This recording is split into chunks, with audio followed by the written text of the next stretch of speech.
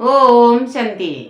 आज बाबांकर 24 जुलाई 2026 प्रातः मुरली बाबा कहउछंती मीठे बच्चे एही महाभारत लड़ाई रे पुराणा सृष्टि रूपी वृक्ष समाप्त होई जीव। सेथिपाई लड़ाई पूर्वरु बाबांक ठारू संपूर्ण संपत्ति नहीं जाओ। एही महाभारत लड़ाई रे पुराणा सृष्टि रूपी वृक्ष समाप्त होई जीव। सेथिपाई लड़ाई पूर्वरु बाबांक ठारू संपूर्ण संपत्ति नहीं जाओ। प्रश्न, बाबांकु माता मानकर संगठन आवश्यक, किंतु एही संगठनर विशेषता कौन होइथिब? बाबांकु माता मानकर संगठन आवश्यक, किंतु एही संगठनर विशेषता कौन होइथिब? उत्तर, एपरि संगठन जेउथिरे समस्ते देही अभिमानी होई रहिबार पूरा पूरा पुरुषार्थ करुथिबे, जेउ मानकर पक्का निशा रहिथिब जे आमको पवित्र होई पवित्र दुनिया तैयारी करिबाकू हेब, तेणु पतित हेबार नाही। एही भली नष्ट मोहा ग्रुप होइथिब तेबे कौनसी कमाल करी देखाइबे। काहा सहित मोह नथिब, मोहर आकर्षण बहुत क्षति करी देई थाए। ओम शांति। मीठा मीठा पिला माने एही कथा जानी छंती जे मीठा बाबा आमको स्वर्गवासी कराइबा पई एठाकू आसी छंती। ए कथा पिला मानक बुद्धि रे अछि।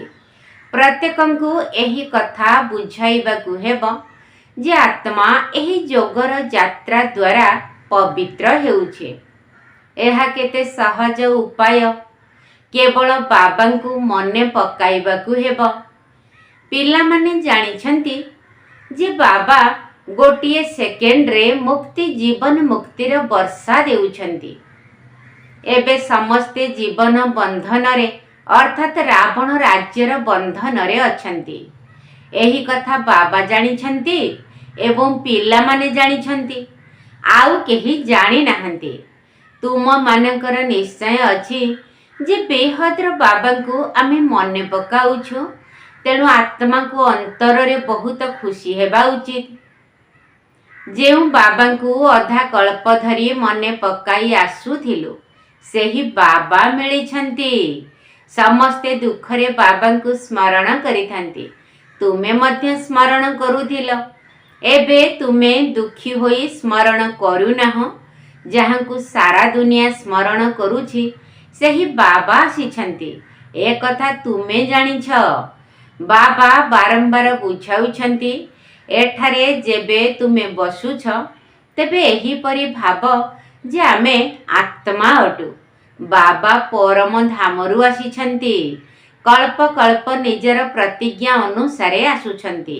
बाबांकर एही प्रतिज्ञा कि तुमे जेबे डाकिब एवं अधा कल्प जेबे पूरा हेब तेबे मोते आसीबाकू पड़ी थाए। कली जुग परे सत्य जुग आसीब, तेणु मोते आसीबाकू पड़ुछि। ए कथा केवल तुमे माने जानिछ जे एहा हेउछि संगम जुग। एही समय रे बाबा आसीछंती, तुमे माने मध्य सेवा करुछ। दिन को दिन परिचय देई चलिछ। बाबांकर परिचय समस्तंकु मिली जाउछि। तुमे जानिछ जे बेहद्र बाबा शिव बाबा आमको पुणी थरे बेहद्र वर्षा देबाकू आसीछंती। तुमे बाबा बाबा कहूछ ना? आमे शिव बाबांक पाखकू आसीछु। शिव बाबा मध्य कहउछंती जे मु कल्प पूर्व परि साधारण शरीर रे आसीछि। ए कथा भूली जिबा अनुचित। माया एपरि जहाकि बाबांकर स्मृति भुलाई देउछि। सेथिपाई बाबा आसी पतित रूपावन कराउछंती। तुमे जानिछ जे समस्तंकर सद्गति दाता एकमात्र ही सतगुरु अटंती। सिख लोके गायन करिथांती, सत श्री अकाल। पतित पावन को ही सतगुरु कुहा जाउछि। डाकुछंती मध्य हे पतित पावन। आत्मा डाकुछि।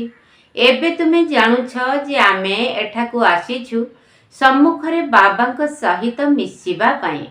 बड़ बड़ लोक माने जदि काहा पाखकू मिसिबाकू जाइथांती तेबे तांकर केते महिमा होई थाए। तांकर आतिथ्य करिबा पाई खुशीरे ब्यांड बाजा आदि बजाई थांती। एही गुप्त बेशरे किए आसीछंती ए कथा केवल तुमे ही जानिछ। तांकू दूर देशर यात्री बोली कुहा जाउछि। तुमे जानिछ आमे आत्मा माने परम धामरे रही थाउ। एठाकू यात्री होई अभिनय करिबाकू आसीछु।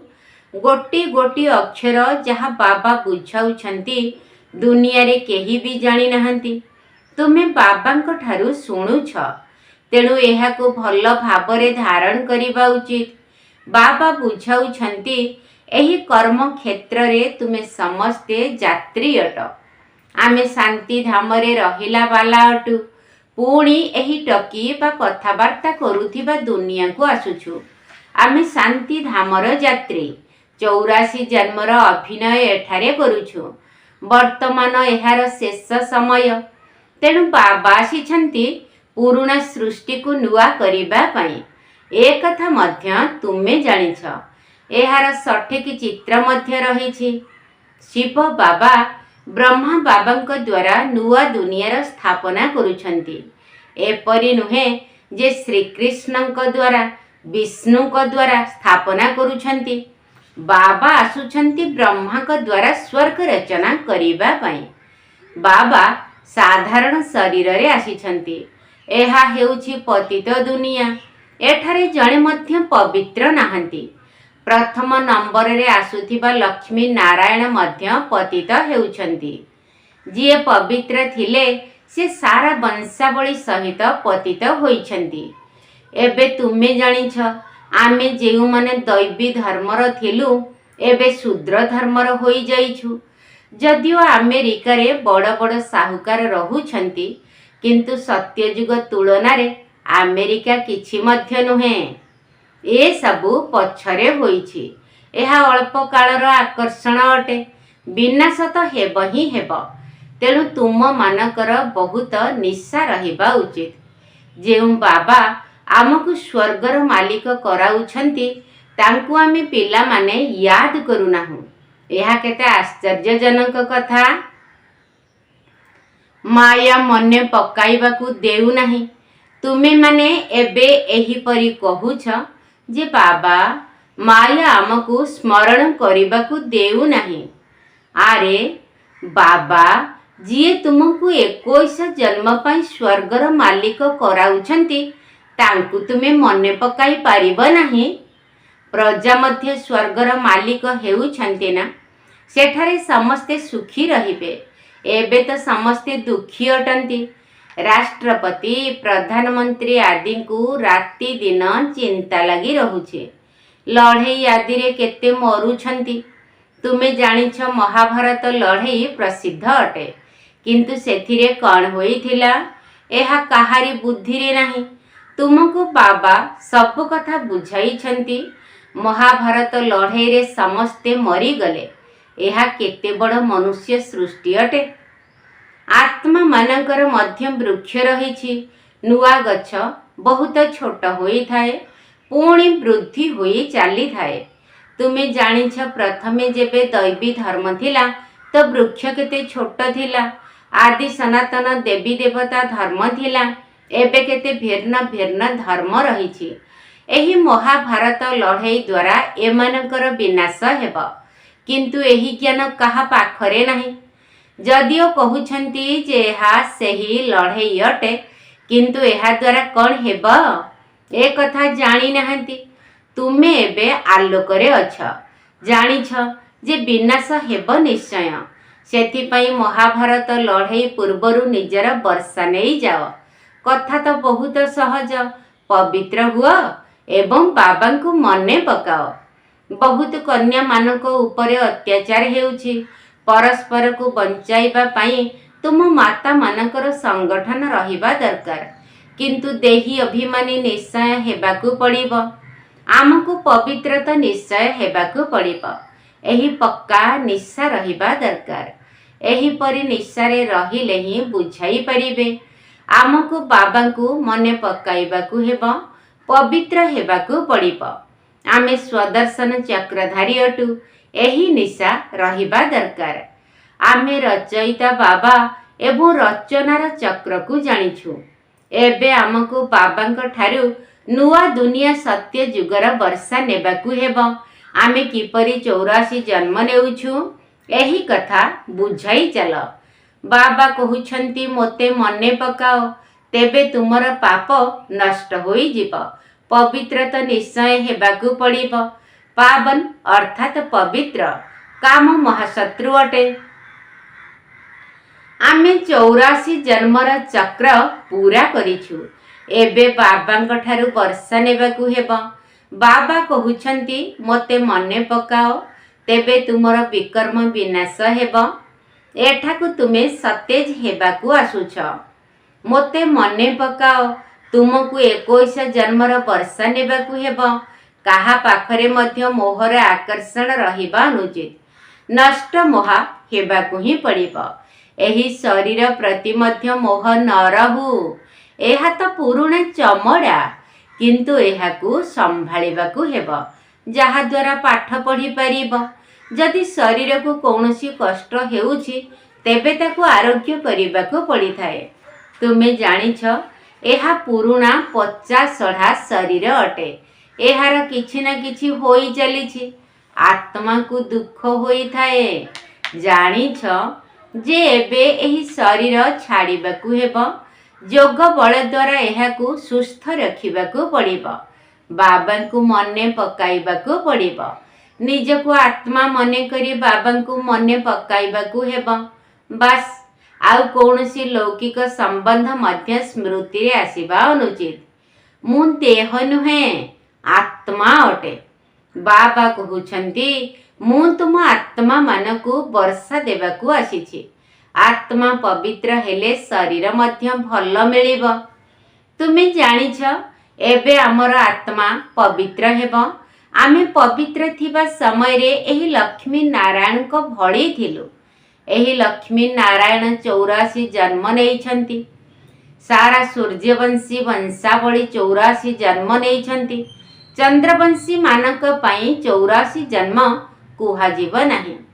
हाँ, जेउ माने सूर्यवंशी रे प्रथमे प्रथमे दास दासी हेउछंती, से माने पुणी त्रेता जुगरे किछि पद पाइबे। तांकर 84 जन्म कुहाजिब। राजा राणी प्रजा दास दासी जिए भी सूर्यवंशी रे आसुछंती, से माने 84 जन्म नेउछंती। एहीपरि निज सहित कथा हेबा उचित। आमे 84 जन्म किपरि नेउछु, विचार सागर मंथन करिबा उचित। जेते संभव बाबा एवं वर्षा को मने पकाउ थाओ। चला बुला करिबा समय रे भाव जे आमे बाबांकर संतान अटु। केही मिलिले तांकु बाबांक परिचय देबाकु हेब। एही चित्र रे समस्त ज्ञान रहिछि। सब किछि बताइबाकु हेब। बाबा ब्रह्मांक शरीर रे आसीछंती। आमे समस्ते ब्रह्मा कुमार कुमारी अटुना। आम बीके मानकु स्वर्गर मालिक कराइबा पई बाबा आसीछंती। सबु आत्मा मानकर पिता तो जणे अटंती। आमे ब्रह्मा कुमार कुमारी अटु। निज निजर कार्ड मध्य देखाई परिब। कौनसी ऑफिस आदि रे मध्य कार्ड दियो, किंतु बुझी परिबे नाही जे बीके किए। अनेक प्रकारर विघ्न आसुछि। गवर्नमेंट को मध्य बुझा जाउछि जे एहा आमर परिवार। एठारे दादा जेजे बापा एवं बाबा अछंती। जेजे बापांक द्वारा आमे वर्षा नेउछु। एही कथा स्मृति रे रहिबा द्वारा खुशी रहिब। सबु संपत्ति तो जेजे बापांकर अटे। पौत्रर हक रहिछि, सेथिपई संपूर्ण भाग बांटी करी नेइथांती। तुमे मध्य जानिछ, शिव बाबांक ठारू ब्रह्मा बाबांक द्वारा आमे वर्षा नेउछु। एही कथा मने रखिबाकु हेब। पढ़िबाकु हेब, पुणी पढ़ाइबाकु हेब। पिला मानकर पालना करिबा एहा बाबांकर कर्तव्य अटे। जे पर्यंत कुमार कुमारी साबालक न होइछंती, ବାବାଙ୍କୁ ତାଙ୍କର ଦାୟିତ୍ୱ ନେବାକୁ ହେବ। ପିଲାମାନଙ୍କର କାମ ହେଲା ପାଠ ପଢ଼ିବା, ନିଜ ଗୋଡ଼ରେ ଛିଡ଼ା ହେବା ପାଇଁ ପାଠ ପଢ଼ିଥାନ୍ତି। ତୁମେ ଜାଣିଛ ବାବା ଆମକୁ 21 ଜନ୍ମ ପାଇଁ ପାଠ ପଢ଼ାଉଛନ୍ତି, ପୁଣି ଆମେ ନିଜ ଗୋଡ଼ରେ ଛିଡ଼ା ହେବୁ। ଯେତେ ପଢ଼ିବା ସେତେ ଉଚ୍ଚ ପଦ ପାଇବା। ତୁମେ ନିଜେ କହୁଛ ଯେ ଆମେ ଏଠାକୁ ଆସିଛୁ ଶ୍ରୀ ଲକ୍ଷ୍ମୀ ଅଥବା ଶ୍ରୀ ନାରାୟଣ ହେବା ପାଇଁ। ଏହା ସତ୍ୟନାରାୟଣଙ୍କର କଥା ଅଟେ ନା? କେହି ଜାଣିନାହାନ୍ତି ଯେ ଲକ୍ଷ୍ମୀ ନାରାୟଣ 84 ଜନ୍ମ କିପରି ନେଉଛନ୍ତି। ରାଧାଙ୍କର ଭକ୍ତ ହୋଇଥିଲେ କହିବେ ରାଧା ଏହିଠାରେ ଅଛନ୍ତି। ଯେଉଁଆଡ଼େ ଦେଖୁଛୁ ରାଧା ହିଁ ରାଧା ଅଛନ୍ତି, ଶ୍ରୀକୃଷ୍ଣ ହିଁ ଶ୍ରୀକୃଷ୍ଣ ଅଛନ୍ତି, ଶିବ ହିଁ ଶିବ ଅଛନ୍ତି। ଏକଦମ ଗୋଳମାଳ କରି ଦେଇଛନ୍ତି। ଈଶ୍ୱର, ରାଧା, ଶ୍ରୀକୃଷ୍ଣ ସମସ୍ତେ ସର୍ବବ୍ୟାପୀ ଅଟନ୍ତି। ଏମାନେ ସମସ୍ତେ ଈଶ୍ୱରଙ୍କ ରୂପ। ଭଗବାନ ଏହି ରୂପ ଧାରଣ କରିଛନ୍ତି। ଯେଉଁଆଡ଼େ ଦେଖୁଛୁ ତୁମେ ହିଁ ତୁମେ ଅଛ। ବିଲକୁଲ ହିଁ ଅଜ୍ଞାନୀ ହୋଇ ପଡ଼ିଛନ୍ତି। ଏହା ହେଉଛି ବିକାରୀ ପତିତ ଦୁନିଆ। ସତ୍ୟ ଯୁଗ ହେଉଛି ନିର୍ବିକାରୀ ପବିତ୍ର ଦୁନିଆ। ନିର୍ବିକାରୀ ଦୁନିଆର ଅର୍ଥ ହିଁ ହେଉଛି ସ୍ୱର୍ଗ। କହୁଛନ୍ତି ସେଠାରେ ପିଲାମାନେ ତ ଅଛନ୍ତି ନା, ସେମାନେ କିପରି ଜନ୍ମ ହେବେ? ବାସ୍ ଏହି ପ୍ରଶ୍ନ ହିଁ ପଚାରିବେ। କହିବେ ପିଲା ଜନ୍ମ ନହେଲେ ସୃଷ୍ଟି କିପରି ବଢ଼ିବ? ପ୍ରତ୍ୟେକ ବର୍ଷ ଜନଗଣନାର ହିସାବ ବାହାର କରାଯାଉଛି ଯେ କେତେ ଅଧିକ ମନୁଷ୍ୟ ହୋଇଛନ୍ତି। ଏ କଥା କହୁନାହାନ୍ତି ଯେ କେତେ ମଲେ। ତେଣୁ ପିଲାମାନଙ୍କୁ ପ୍ରଥମେ ତ ନିଜର କଲ୍ୟାଣ କରିବାକୁ ହେବ। ମୁଁ ଆତ୍ମା ଅଟେ, ପ୍ରଥମେ ଏହି ନିଶ୍ଚୟ କର। ବାବାଙ୍କୁ ମନେ ପକାଇବାକୁ ହେବ। ଅନ୍ତକାଳେ ଯେ ନାରାୟଣଙ୍କୁ ସ୍ମରଣ କରେ, ନାରାୟଣଙ୍କୁ ସ୍ମରଣ କରିବେ ଏହି ଅକ୍ଷର ମିଛ ଲେଖିଛନ୍ତି। ଅନ୍ତକାଳେ ଯିଏ ଶିବ ବାବାଙ୍କୁ ସ୍ମରଣ କରିବେ, ଏହି ଚିନ୍ତାରେ ଯିଏ ମରିବ ସେ ସ୍ୱର୍ଗର ନାରାୟଣ ହେବ। ଅନ୍ତକାଳେ ନାରାୟଣ କାହିଁକି କହୁଛନ୍ତି? ଭାବୁଛନ୍ତି ଶ୍ରୀକୃଷ୍ଣ ଜ୍ଞାନ ଦେଇଥିଲେ, ତେବେ ଶ୍ରୀକୃଷ୍ଣକୁ ସ୍ମରଣ କରନ୍ତୁ ନା। ଶ୍ରୀକୃଷ୍ଣକୁ ସ୍ମରଣ କରୁଛନ୍ତି, ନାରାୟଣଙ୍କ ବିଷୟରେ କେହି ଜାଣିନାହାନ୍ତି। ଶ୍ରୀକୃଷ୍ଣଙ୍କ ଜୟନ୍ତୀ ପାଳନ କରୁଛନ୍ତି, ତେବେ ରାଧାଙ୍କର ଜୟନ୍ତୀ କାହିଁ? ଶ୍ରୀକୃଷ୍ଣଙ୍କ ଜନ୍ମଦିନ ପାଳନ କରୁଛନ୍ତି, ନାରାୟଣଙ୍କର କାହିଁ? ବିଶ୍ୱର ରାଜାରାଣୀ ଲକ୍ଷ୍ମୀ ନାରାୟଣଙ୍କ ବିଷୟରେ କେହି ଜାଣିନାହାନ୍ତି। ପ୍ରଜାପିତା ବ୍ରହ୍ମାଙ୍କର ମୁଖ ବଂଶାବଳୀ ଥିବେ ନା, ସେମାନେ କୁଆଡ଼େ ଗଲେ? କହନ୍ତି ବ୍ରାହ୍ମଣ ଦେବୀ ଦେବତା ନମଃ। ବ୍ରହ୍ମାଙ୍କର ମୁଖ ବଂଶାବଳୀ ଥିଲେ ନା? ପିଲାମାନେ ଜାଣିଛନ୍ତି ଯେ ବ୍ରହ୍ମାଙ୍କ ଦ୍ୱାରା ଶିବ ବାବା ବ୍ରାହ୍ମଣ ଧର୍ମ ସ୍ଥାପନ କରୁଛନ୍ତି। ବ୍ରାହ୍ମଣ ଧର୍ମ ବ୍ରହ୍ମା ରଚନା କରିନାହାନ୍ତି, କିନ୍ତୁ ଶିବ ବାବା ରଚନା କରିଛନ୍ତି। ଇଏ ତ ଏବେ ବ୍ରହ୍ମା ହୋଇଛନ୍ତି। ଆଚ୍ଛା, ମିଠା ମିଠା ଶିଖିଲ ଧେ ସନ୍ତାନମାନଙ୍କ ପ୍ରତି ମାତା ପିତା ବାପ ଦାଦାଙ୍କର ମଧୁର ସ୍ନେହ ସମ୍ପନ୍ନ ଶୁଭେଚ୍ଛା ଏବଂ ସୁପ୍ରଭାତ। ଆତ୍ମିକ ପିତାଙ୍କର ଆତ୍ମିକ ସନ୍ତାନମାନଙ୍କୁ ନମସ୍ତେ। ଆମ ଆତ୍ମିକ ସନ୍ତାନମାନଙ୍କର ଆତ୍ମିକ ବାପ ଦାଦାଙ୍କୁ ନମସ୍ତେ ନମସ୍ତେ ନମସ୍ତେ ଏବଂ ସୁପ୍ରଭାତ।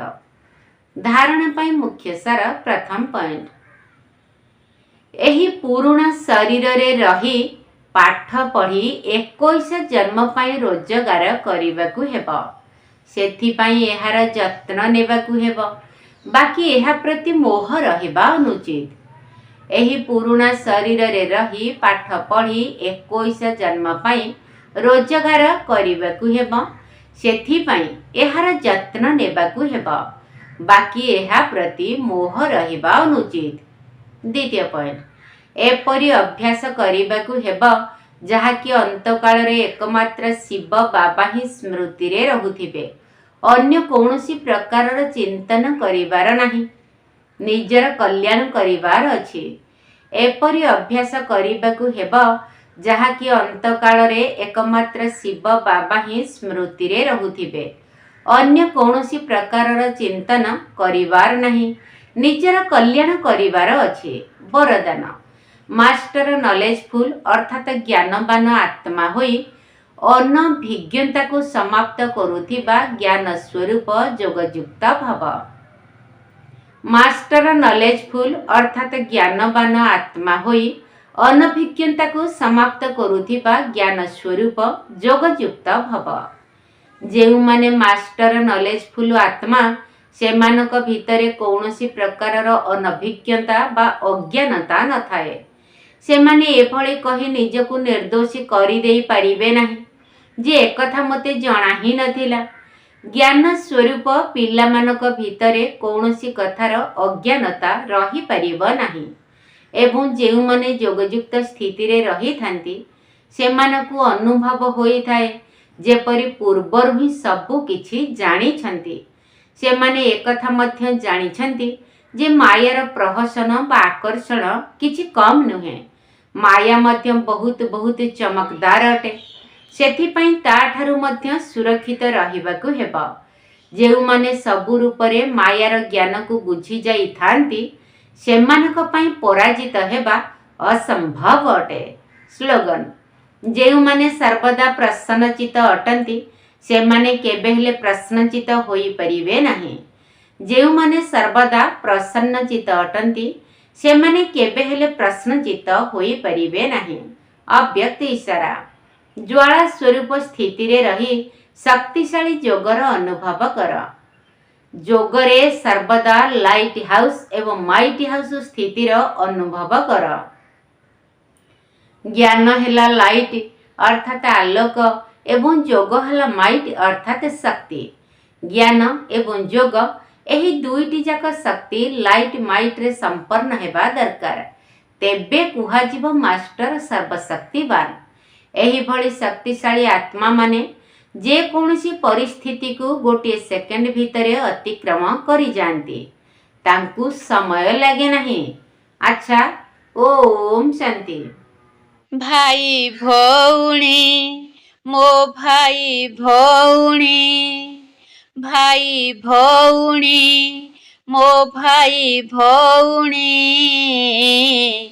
ଘରକୁ ଫେରିବା ବେଳ ହେଲାଣି, ବେଳ ହେଲାଣି, ଘରକୁ ଫେରିବା ବେଳ ହେଲାଣି, ବେଳ ହେଲାଣି।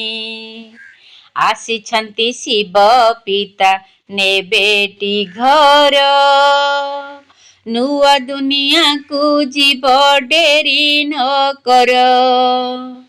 ଆସିଛନ୍ତି ଶିବ ପିତା ନେବେଟି ଘର, ନୂଆ ଦୁନିଆକୁ ଯିବ ଡେରି ନ କର।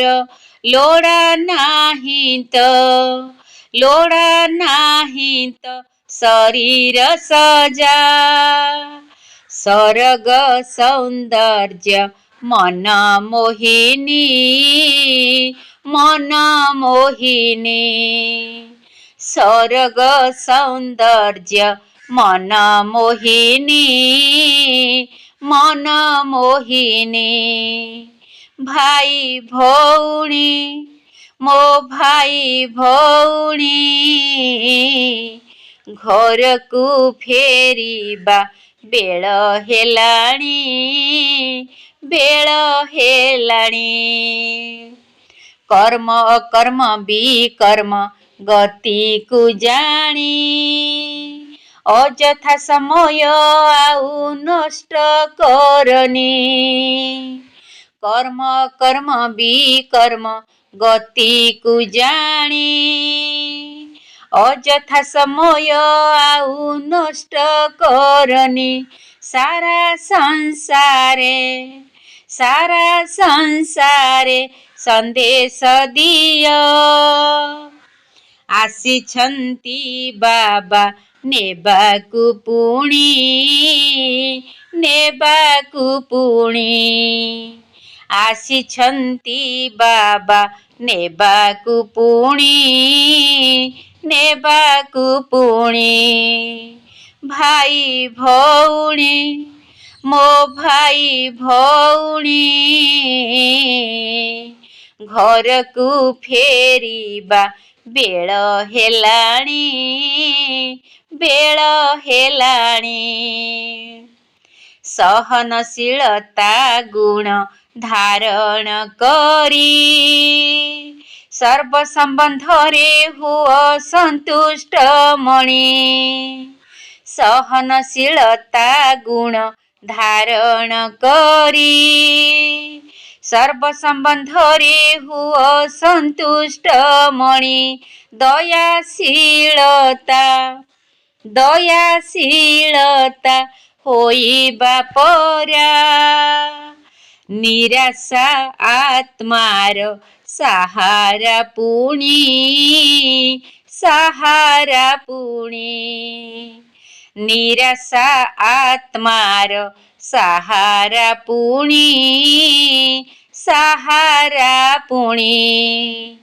ଭାଇ ଭଉଣୀ ମୋ ଭାଇ ଭଉଣୀ